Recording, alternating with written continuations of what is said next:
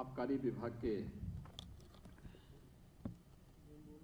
आरक्षियों के नियुक्ति पत्र वितरण के आज के इस कार्यक्रम में उपस्थित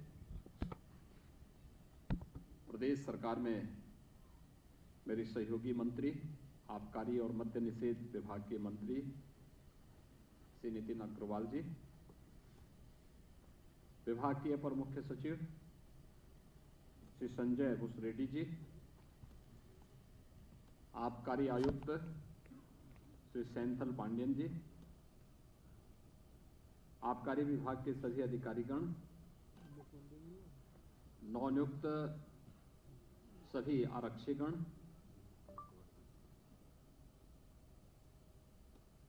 शारदीय नवरात्रि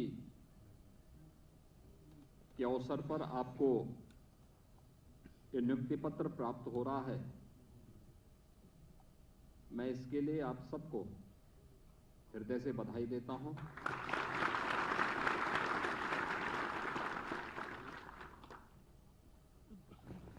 (332) आरक्षियों को आबकारी विभाग में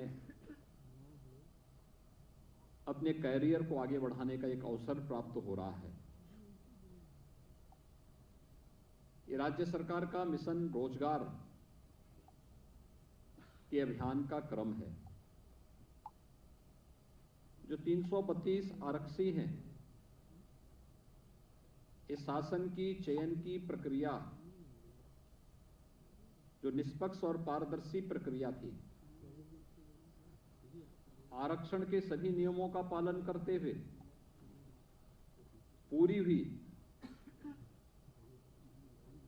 विगत 5.5 वर्ष में ऐसे 5 लाख से अधिक उत्तर प्रदेश के युवाओं को हम लोगों ने शासकीय सेवा के साथ जोड़ने में सफलता प्राप्त की है और आज वे सभी युवा अपनी प्रतिभा और ऊर्जा का लाभ उत्तर प्रदेश राज्य के विकास में दे रहे हैं।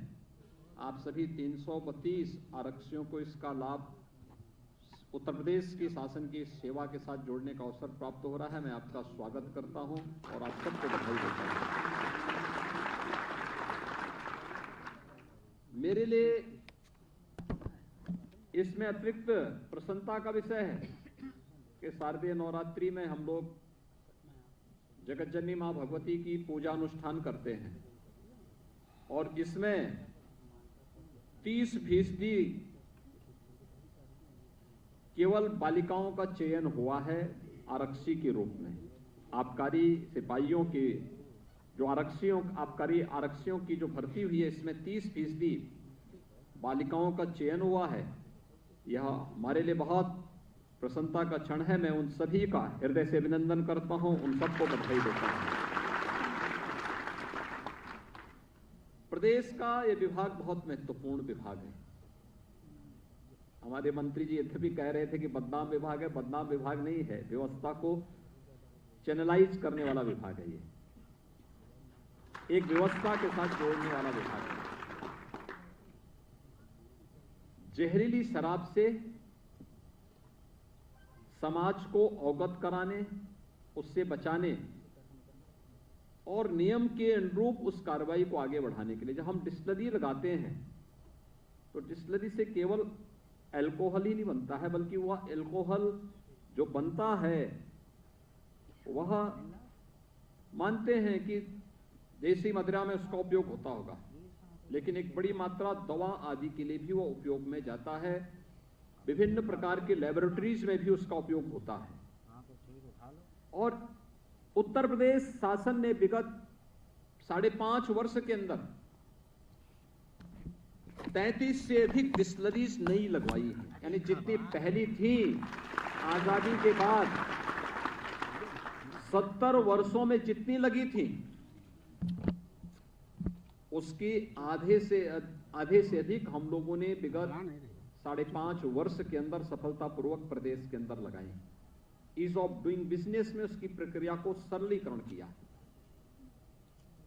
उनसे हो रही चोरी को रोका।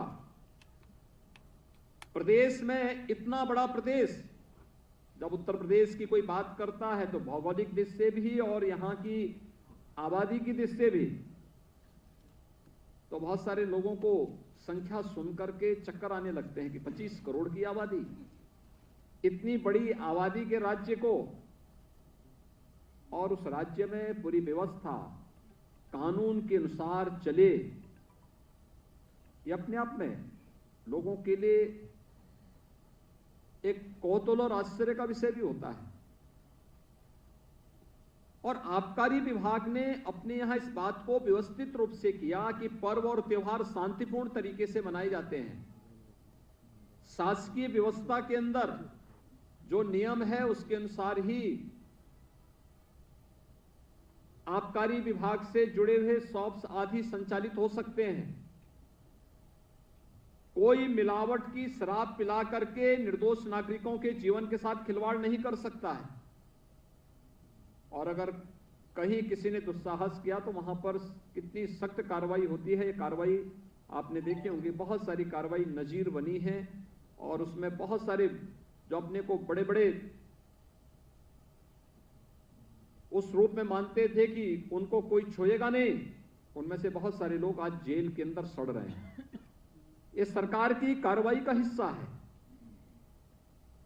समाज में हर व्यक्ति को जीने का अधिकार देना, सम्मानजनक जीवन जीने का अधिकार देने के साथ ही हम कानून का राज स्थापित हो, इसके लिए कार्य कर रहे हैं। लेकिन साथ साथ अगर एक सिस्टम को बनाने के लिए और उसके माध्यम से शासन के पास रेवेन्यू आता है तो उसको भी हम विकास की प्रक्रिया के साथ जोड़ने का काम करेंगे, और आबकारी विभाग ने यही किया है। एक जहरीली शराब से लोगों को बचाने के लिए, मिलावट की शराब से लोगों को बचाने के लिए डिस्टिलरीज का उपयोग प्रदेश के विकास के साथ जोड़ने के लिए इस प्रक्रिया के साथ जोड़ा गया। तो वहीं दूसरी ओर राजस्व की बढ़ोतरी भी जिस तेजी के साथ हुआ, मुझे याद है 2017 में जब हम लोग आए थे, मार्च 17 में मैंने मुख्यमंत्री के रूप में मुझे दायित्व दिया गया, और जब मैं इस विभाग की समीक्षा कर रहा था तो समीक्षा के दौरान मैं इस बात को देखता था कि प्रदेश के अंदर हमने लक्ष्य 14,000 करोड़ रुपए का रखा था, लेकिन हमारे पास जो रेवेन्यू आया था वो मात्र 12,000 करोड़ के आसपास आया था। क्योंकि उस समय सुप्रीम कोर्ट ने कुछ नियम बनाए थे जिसमें हाईवे के ऊपर किसी भी प्रकार की शराब की दुकान नहीं होगी, और उन सब को शिफ्ट करने आदि को लेकर के पिछले उससे पहले 6 महीने से आंदोलन चल रहे थे, तमाम प्रकार के माहौल खराब हो रखे थे। हम लोग आए, उसको हमने सिस्टम के साथ जोड़ा, हमने एक व्यवस्था भी बनाई। हाईवे पर, स्टेट हाईवे पर, बस्तियों के बीच के किसी चौराहे पर जहां पर पब्लिक का फ्रीक्वेंट आवागमन हो, हॉस्पिटल है, विद्यालय है, वहां पर कहीं भी इस प्रकार की दुकानें नहीं चलेंगी, और उसे लागू करने के साथ ही हमारे पास कुल एक्साइज जो आ पाया था 12,000 करोड़ के आसपास आ पाया था। और आज मुझे प्रसन्नता है कि इस वर्ष के, इस वित्तीय वर्ष के अंत में हमारे पास 42,000 करोड़ रुपए का राजस्व अकेले विभाग देने की स्थिति में होगा। एक बड़ी स्थिति है, ये एक पारदर्शी व्यवस्था है। और कैसे जो लोग इस पूरी व्यवस्था को जकड़ करके जीवन के साथ भी खिलवाड़ करते थे, राजस्व का भारी नुकसान शासन को पहुंचाते थे, राज्य को पहुंचाते थे, आज वे इस पूरी प्रक्रिया से लगभग हटा दिए गए हैं, हटने की प्रक्रिया के अंतिम चरणों में है। हमने तकनीक का उपयोग किया, लोगों को अधिकाधिक सुविधा दी, और इस सदी की सबसे बड़ी महामारी के बावजूद रेवेन्यू को लगातार बढ़ोतरी की ओर अग्रसर करना, यह अपने आप में आबकारी विभाग के द्वारा किए गए रिफॉर्म का परिणाम है। और ये रिफॉर्म और तकनीक को उपयोग करके जब भी कोई प्रक्रिया आगे बढ़ेगी तो उसमें विभाग की लीडरशिप है, लेकिन साथ साथ विभाग के हर एक कर्मी का भी उसमें योगदान होता है। एक टीम वर्क होता है, और उसी टीम का हिस्सा बनने के लिए ये 332 जिसमें 109 केवल महिला आरक्षी होंगी, ये सभी आज इस प्रक्रिया का हिस्सा बनने जा रहे हैं, जिन्हें आज नियुक्ति पत्र यहां पर वितरण हुआ है या होने जा रहा है। ये उसी प्रक्रिया का हिस्सा बनने जा रहे हैं कि आप एक तो समाज को सही दिशा देंगे, दवा भी बनाने में उपयोग होगा, दूसरा जहरीली शराब से भी समाज को मुक्त करने का काम भी करेंगे, लेकिन साथ साथ राजस्व की बढ़ोतरी में भी अपना योगदान देंगे। और ये प्रक्रिया एक साथ जुड़ करके कहीं भी चोरी न हो, कोई मिलावट न हो, दूसरी जगह से तस्करी के माध्यम से यहाँ के मार्केट को और यहाँ के लोगों के जीवन के साथ खिलवाड़ करने का कोई दुस्साहस न कर सके, ये चीजें। और आपने देखा होगा कितनी पारदर्शी तरीके से 325 आबकारी आरक्षियों की भर्ती हुई। इससे पहले 85 इंस्पेक्टर हम लोगों ने भर्ती किए थे। एक भी व्यक्ति नहीं कह सकता है कि उसको कहीं सिफारिश की नौबत आनी पड़ी, किसी को सिफारिश की आवश्यकता नहीं। उसकी योग्यता, उसकी क्षमता, मैं देख रहा था सहारनपुर से भी हैं, ऐसे ही लखनऊ से, प्रयागराज से, झांसी से, गोरखपुर से, गाजीपुर से, हर एक जगह से, हर जनपद से, पूरे प्रदेश, बुलंदशहर से, प्रदेश के हर एक जगह से ये भर्तियां हुई हैं।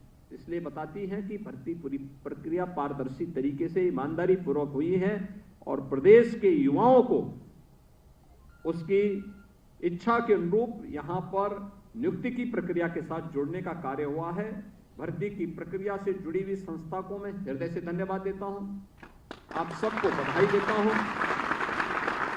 मिशन रोजगार के तहत प्रदेश सरकार ने जो व्यवस्था बनाई है, हमने विगत 5 वर्ष के अंदर 5 लाख नौजवानों को प्रदेश के अंदर सरकारी नौकरी दी।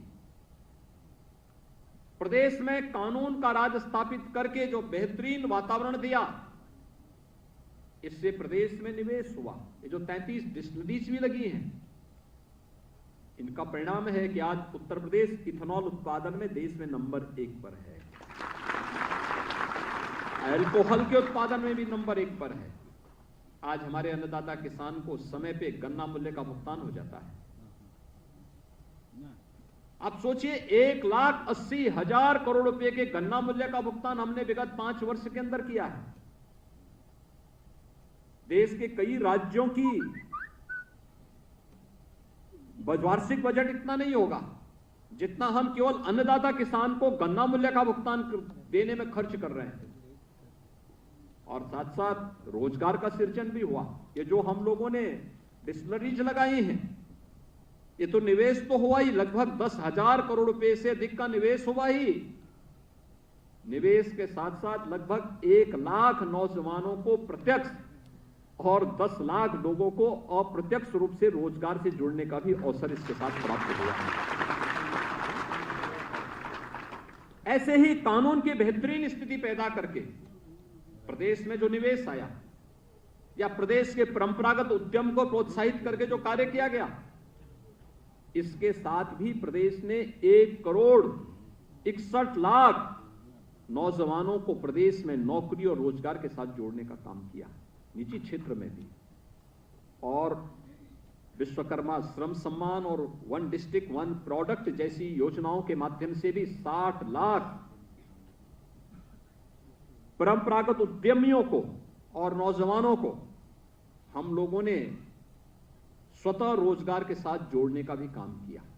और आज इसी का परिणाम है कि जब सेंट्रल एजेंसी CMIE के द्वारा एक सर्वेक्षण किया जाता है कि उत्तर प्रदेश में अनएम्प्लॉयमेंट रेट क्या है, जो 2016 में जो प्रदेश में 18 से 19% था, आज वही घट करके प्रदेश में 2.7% के आसपास मात्र रह जाता है।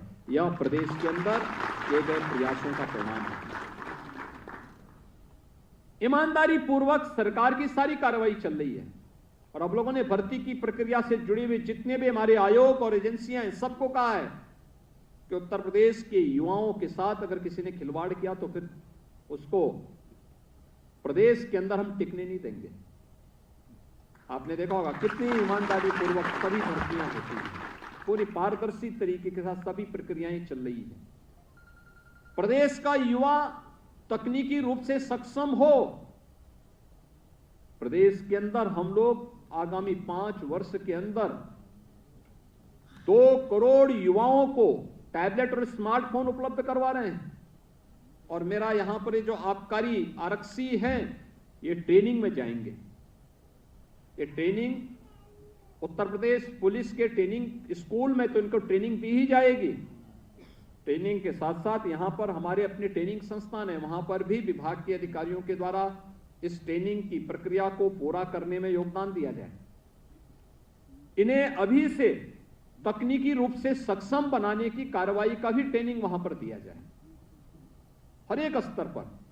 और मैं आपको इस बात के लिए आश्वस्त करता हूं कि अगर जीवन में आगे बढ़ना है तो हम ईमानदारी के साथ अपना कार्य करें। सरकार आपके जीवन में कभी कोई किसी भी प्रकार की कोई कमी और कोई तंगी नहीं आने देगी।